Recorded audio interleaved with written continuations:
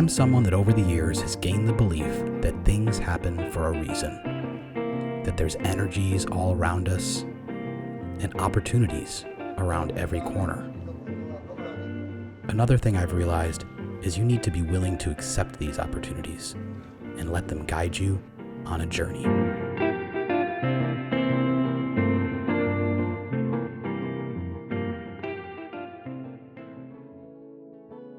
So I'm Mike, and I'm a filmmaker.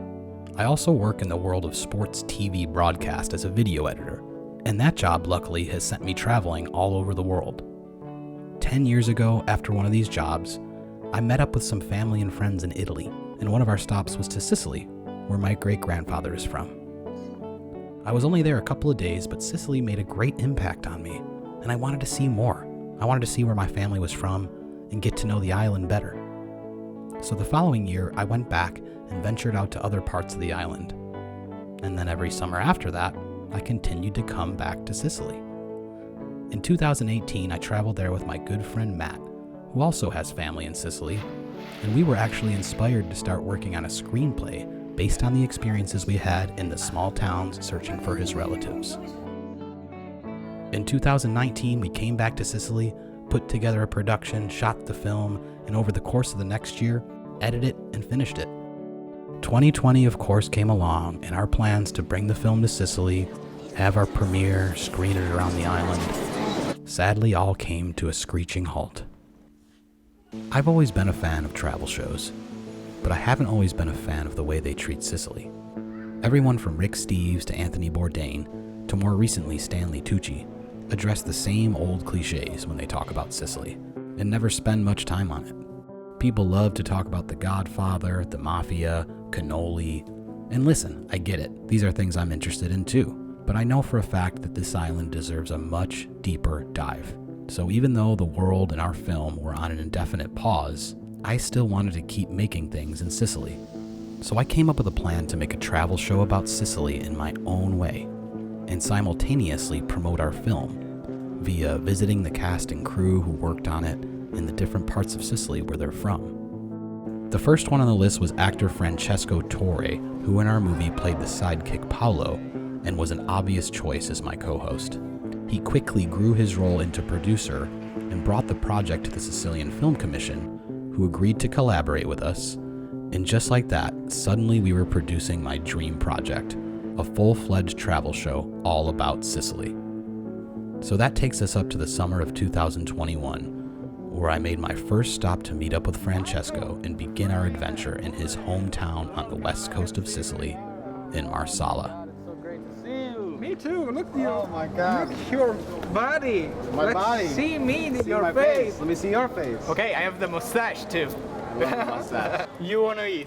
I think yes. yeah. We need to get some breakfast, some Yeah, coffee. we have to. No. Okay. It's a surprise for you. Okay. Okay. We'll get some food. Yeah, exactly. Okay. We met in Porta Garibaldi, and I was encouraged to see that the city seemed to be slowly opening up again. People were outside, restaurants and bars were open, the weather was nice, and it just felt great to be with friends. Yeah. You like it? Buongiorno. Our first stop was at Mille Cafe for a typical summer Sicilian breakfast of lemon granita, a slushy, icy frozen treat served with a soft brioche. So you take this one. The first one, you take the chunky little ball. Exactly. Okay. And you have to take a spoon. Take a spoon. Take some granitas here and put Okay. up there. Okay. And then you can eat it. You start by ripping the little ball on top called tuppo and scooping some cold granita on it. Granita is made of fresh fruit juice, water, sugar. It's frozen and then stirred in a machine to create a slushy, icy, frozen treat. In America, this is kind of like a slushy, this like, maybe we call it lemon ice or Slurpee or something. Yeah. That's a similar thing. Yeah. I think it would be unheard of to take a With the bread bread. with a bread or a brioche Yeah, here in Sicily we cook the bread every dip it in there, Ah, That's weird, yeah? yeah. Not for you. Not for me. So this is a very typical breakfast, yeah? Yeah, exactly. All over Sicily. Yeah, in the west part, plus. Similar to sorbet, The consistency of this semi-frozen breakfast dessert varies from region to region. Guys, sorry, but I have to say to you, not only No. I know. They're audio guys from Catania, so we're gonna have a lot of disputes coming from behind the scenes here. Yeah. It's just our first stop, and we already have our first coastal rivalry. And the pride from these coasts is strong. The West Coast granita is a different style, but granita was created in the mountains on the East Coast near Etna. But we'll get into a lot more of that later. Salute, Valerio. Next up, we made our way to the Antico Mercato, an outdoor fish market in the center of the city. Although attendance was a little bit down because of COVID, there was plenty of friendly faces and some beautiful exotic fish, like the cipolla, scorfino, orate, palumbo, a little shark, and a raya, a stingray. While we were there, we bumped into Frank's family friend, Pasquale, who brought us into his macelleria, a butcher shop, and although it was only 9:30 a.m., we had to try his homemade salsiccia pasquarola, which is a simple dried pork and wild fennel seed sausage. This is what you do in Marsala. You have a piece of sausage and wine in the morning. And of course, we chased it with some dry Marsala wine. Just a few feet away from the fish market is a street food stand serving panella. Panella is a typical street food born on the West Coast in Palermo during the Arab dynasty in the 9th century. And it's a simple street food consisting of crushed chickpeas mixed with water, formed into blocks, and then thinly sliced and fried. They've been eating this same Sicilian spuntino, or snack, for over 1,000 years. It's delicious. Yeah, I know. I love it. Panella's good. Panella's good. Everybody loves it. We have a panella too. The same stand also served us a riennata, another famous street food born on the west coast of Sicily that was created just after World War II when there was an abundance of oregano. The dough is made exclusively from Sicilian durum wheat flour that's left over from the typical bread they bake. The toppings are just the things left on the table after making a Sicilian pasta sauce. Sardine paste. We have tomato too, oregano, and also honey. It's subtle, it's simple. There's not a ton of ingredients, yeah, but exactly. this is a very typical lunch snack. Yeah, exactly. You can do a lunch snack like this. It's really good. Yeah. So now it was lunchtime, and we headed to Restaurant Sciacco to eat with Chef Francesco Alagna, whose restaurant is in a lovely downtown piazzetta and has been around for about 10 years. He had a lunch planned of tonno al marsala and agrodolce. Today we try to use this red tuna from Mediterranean. Okay. It's the best moment for tuna. Right now is the best time for tuna. Yeah, it's the period of tuna. Okay. And we cut the tuna in middle pieces. Like many of the recipes in Sicily, this one is quite simple and leans on the fresh ingredients. Imbianciare. Imbianciare is when the onion started to fry it and become grilled. Also with the sugar become like a little bit caramel. Caramelized onions, And, in the end, the tasting is fantastic. fresh red tuna, pine nuts, raisins, And now marsala. and extra dry Marsala wine. The cooking process is a bit different than what I'm used to, and here they treat tuna much like we treat our steak. We sat down to eat in the beautiful piazzetta outside the restaurant next to the Chiesa del Purgatorio, Now the best moment. a perfect spot Fantastic. on an already perfect day. Tuna arrives. We were ready to go. And also wine coming.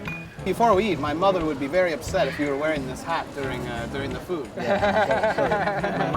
My mother too. Okay, allora enjoy. Cheers. And, welcome to Sciacco. Grazie mille. It was finally the moment. The time had come to taste this precious tuna. A subtle sweetness is released from the caramelized onion, and that, combined with the fresh tuna from the Marsalan Sea, creates an incredible, delicate flavor. Unbelievable. Incredible. The pine nuts and raisins, West Coast Sicilian staples, add a slight punch and crunch to the dish that I personally am a huge fan of.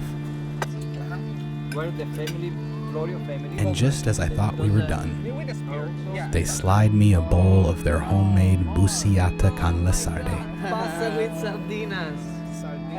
which is just one of my many weaknesses. Pasta, sardines, breadcrumbs, a holy trinity. And yes, of course, you always finish a meal here with a toast of some superior marsala. For marsala. Thanks a lot again. And if you're like me and you're asking yourself, what's a superior marsala? There's no better place to learn than the biggest wine producer in Marsala, Cantine Pellegrino. This winery is over 120 years old and is the first and oldest producer of Marsala wine. We were given a thorough tour of the winery and a detailed explanation of the history of Marsala wine. John Woodhouse was the first one who discovered Marsala here in 1773. So he decided to bring some barrels back in England, but pay attention because before leaving Marsala port, he added in each barrel some wine spirits, so he fortified the wine. Yeah, changed the story of Marsala. So basically 120 years ago, there's an English bloke on vacation in Marsala, and he's really enjoying their red and white wines, and he wants to bring some back to England. Since that trip takes a while, he decided to add some strong alcohol to the barrels to fortify and maybe keep the wine fresh, which created an interesting new, higher alcohol blend of wine closer to port. As soon as English people taste the wine, they fell in love, so John Woodhouse decided to come back here in Marsala and started a huge production, we can say, of Marsala wine. So in 1880, the English guy comes back to Sicily, hooks up with Paolo Pellegrino, and they start the Pellegrino winery. He eventually passes it down to his son Carlo, who sadly passes away shortly after, leaving the winery to his wife. Women has always played a really important role. Carlo Pellegrino married Josephine Despan. So can you imagine Josephine Despan, a woman alone managing a company? I can imagine it. Yeah. I'm progressive. I can imagine it. Okay, but we're talking Not about back- Sicily. yeah, we're Sicily, talking about maybe a not small Sicily. land. Yeah. After a so it's- thorough history and gender equality lesson, we entered the storage facility where they keep thousands of oak barrels holding their precious Marsala, and we were finally able to taste some. Imagine time, taste, color. You do some combos, you mix them together, and you can have 29 different Marsala varieties. 29. We started with one of their oldest and most important varieties, the Virgin Reserve, which is aged for over 20 years in their one-of-a-kind French oak barrels. We can say that this is a really more than complex Marsala. I mean, there's a lot that you can smell and you can taste. And all this flavor and all these hints are given by the oak and by all this time that the Marsala is being inside. The Virgin Reserve is an extra dry Marsala, but we of course had to taste their most famous variety, which is a sweet dessert wine, Dolce Vino Marsala, which we sipped along some cassata cakes, and wow, it was just wonderful. This is maybe the best sweet Marsala wine Lot of I've people- ever tasted. It's really good. All the people that come here, they prefer always the sweet. I usually don't, but no kidding. Just tasting this right now, it's You know very what? good. It's really interesting, this sort of velvet that leaves you in the mouth. Yes, pretty soft. Soft was exactly how my brain and body were feeling after a full day of eating and drinking. So they let me relax in Carlo Pellegrino's original chair, where he sat, worked, and counted the money from all the wine they sold. Last year, we were able to produce like 5 million bottles and a half. 5 million bottles. 5 milioni e mezzo di bottiglie Ambra, mi dicevo. Yeah. A staggering and impressive amount of wine is produced in the Pellegrino winery, but they were eager to show me another part of their facility that they were almost equally as proud of. Within the winery, they have a small museum of ancient Sicilian carts, and it's absolutely remarkable. The simple method of transporting goods, usually attached to the back of a donkey, was a standard in Sicily for hundreds of years. It was like their first car. It's like this is a Ferrari. It is a Ferrari. Yeah. While I closely observed the detail of these carts that are 1,000 years old, I couldn't help but think of Sicilians in general.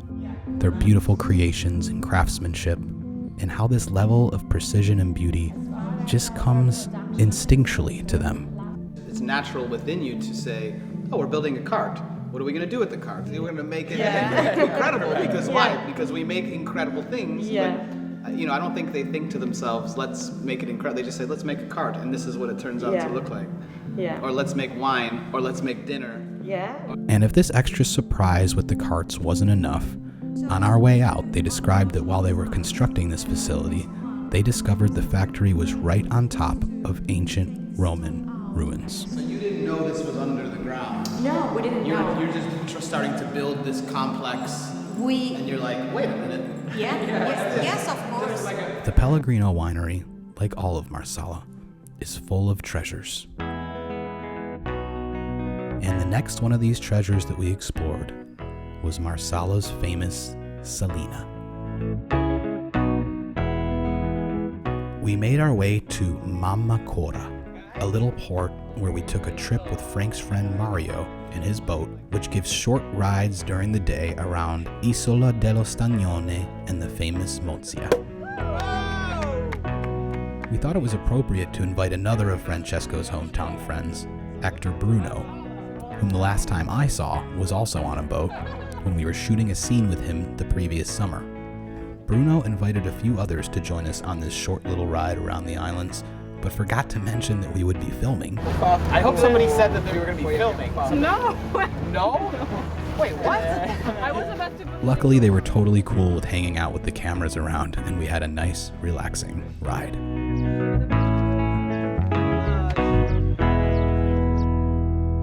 The next salt pan over is Salina Genna, the oldest Salina in Marsala.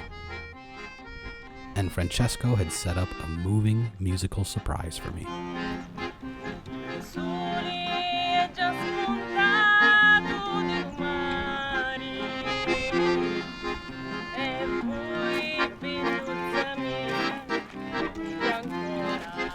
He arranged for a band to play I Voi Dormite Ancora, one of the most famous and popular Sicilian folk songs.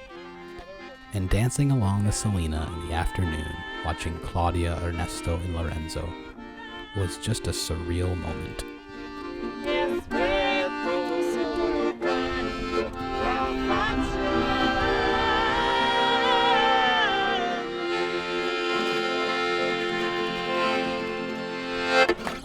And it's a song that's special to me, as we had a children's chorus perform this same song during a musical scene in our film.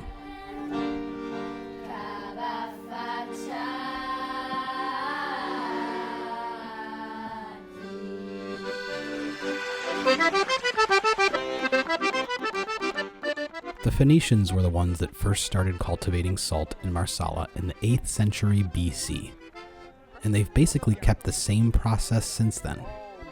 Seawater washes in the vasche, the square pools, and then salty water is trapped within the walls. As it moves closer to shore, the water eventually evaporates, leaving behind the pure white salt of Marsala. Chef Daniele Valenti prepared for us a bruschetta of homemade bread, ricotta, salsiccia, and salicornia, a sort of sea asparagus that predominantly grows in salt marshes. Salicornia. And also, okay. E olive oil. Olio. Do I put salt on it? Yeah. You can put salt. Dentro la corona. Okay. Just like this. Yeah.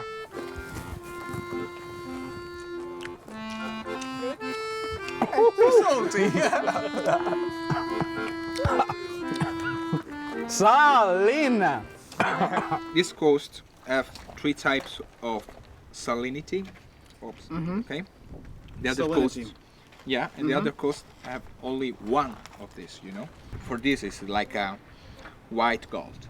White gold. Yeah, è un po' un oro bianco per me. I would like to take some of this home to mi madre. Okay? I think she's calling. That's my mom. She's calling, she's saying, Mike, can you bring me home some of that amazing Marsalan Salt. Yes. Take this chunk here. You can find this amazing Marsalaisen salt exported all over the world, and now also in my kitchen. I'm the only one that wants to eat. You? Come on. It's bruschetta time. It's 5:45. Aperitivo. E poi dentro ci ho messo dei capperi di pantelleria. Dentro il...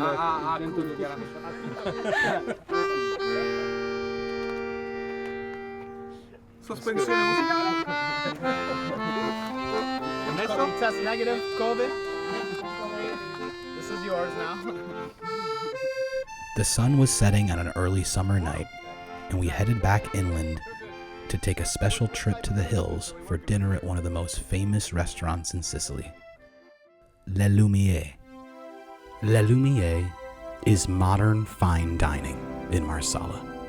They grow fresh produce right next to the restaurant, and Chef Emanuele Russo walked us through one of their signature premies. This is a particular dish of Sicily. It's my dish. This is a dish of my heart. Start with the semolino and worked with the water. Like releases the grain or? This preparation in Sicilian language is incocciare. Incocciare is when two friends for beer is this. Two friends hanging out. The beer is water. Okay. The friend is a semolino. Perfect. The couscousiera is a special pan, and this pan is cooked after one pan with the water. In Sicily, they have an abundance of seppia, a cousin of calamari, that inside its belly holds a rich, delicious, thick black ink. This is the black. The ink is in there. Yeah. This is a central ingredient of all dish because this is a flavor, very flavor of fish. The ink is mixed with water, garlic, oil to create a sort of soup, and then poured on top of the couscous. After 45 minutes, the couscous absorbs the soup. Is grow is a very tender. Yeah. Cheers. Well. The sun went down, and the anticipation went up. That's Sicily for you, you know? Yeah. Around every corner is just the next most remarkable, beautiful thing. Yeah. And 2 minutes ago, I was watching a man cut squid and put the ink in the couscous, which they don't do that anywhere else. Exactly. This is the only place they do that. They do that. And I'm excited to eat it. Me too. We waited and reflected on a beautiful day. And then things started to arrive. Caponata with octopus and Modica chocolate. Tartare de tonno con salsa de capri. And finally, the star of the show, the couscous nero, that was delivered with a gift. Uova di ricci, the eggs of a sea urchin. It's hard to describe moments like this, where you've spent the day with great friends, met amazing people, and are now enjoying forkfuls of art. Because food here in Sicily is an opera. It's beyond important. It's everything. I love Sicily. Yeah. I know. It's pretty stupid what we're saying right now. But just a little bit. It brings a smile. It brings a smile to your face. Dessert was another cube of heaven, a semifreddo, a subtle variation on gelato. Good Lord. With dry virgin Marsala wine. There's little chunks of fig in there. And local dried figs. Yeah. We said a prayer to the Sicilian food gods before Emanuela joined us for a digestivo and final toast of some Superior Reserve semi-dry Marsala. Incredible. Thank you. What a meal. Thank you. Every course was to die for. Yeah. The honor is with us, the pleasure is ours, and we will be back again soon. Thank you. And I'm excited to tell the world about your food. Yeah, thank you. Thank you, sir. Very much. Grazie.